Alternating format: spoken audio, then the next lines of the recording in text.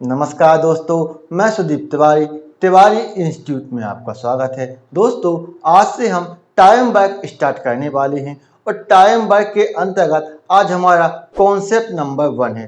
Concept 1 में इस प्रकार के क्वेश्चन आते हैं कि यहाँ पर इस प्रकार पूछा जाता है कि ए किसी कार्य को 10 दिन में करता है तथा बी उसी कार्य को 20 दिन में, तो दोनों मिलकर उसी कार्य को कितने दिन में कंप्लीट करेंगे। तो जैसे कि हम क्वेश्चन की ओर यहाँ पर बढ़ते हैं, यहाँ पर यह हमारा टाइम वर्क के अंतर्गत कॉन्सेप्ट नंबर 1 है।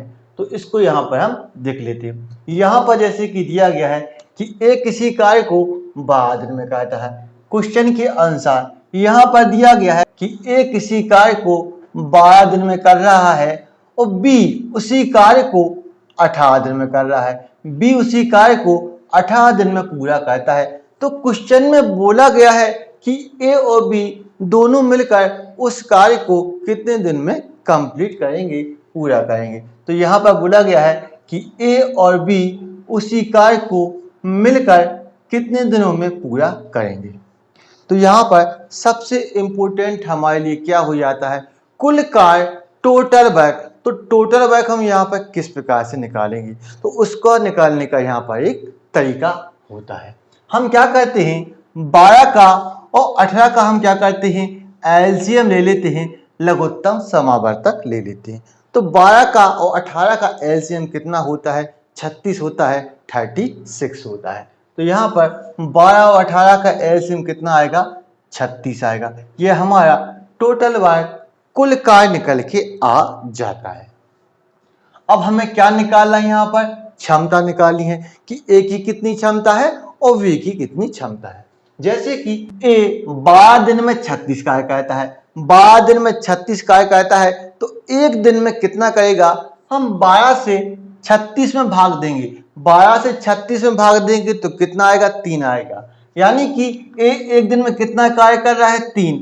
यानी ए की क्षमता यहाँ पर कितनी दी गई है, 3। ए की क्षमता बराबर कितनी है, 3। यानी एक दिन में केवल 3 कार्य कर सकता है। उसी प्रकार बी 18 दिनों में 36 कार्य करता है, तो एक दिन में कितना करेगा, हम 18 से 36 में भाग लगाएंगे, डिवाइड करेंगे, तो कितना आएगा, 18 से हम काटेंगे तो 2 बार कटेगा।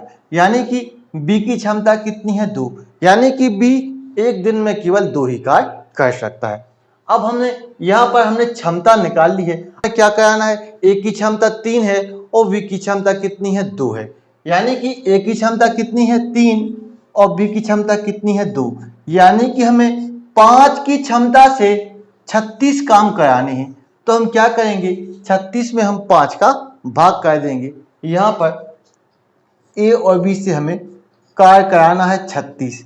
कितने की क्षमता से कराना है, 5 की क्षमता से हमें यहाँ पर कराना है।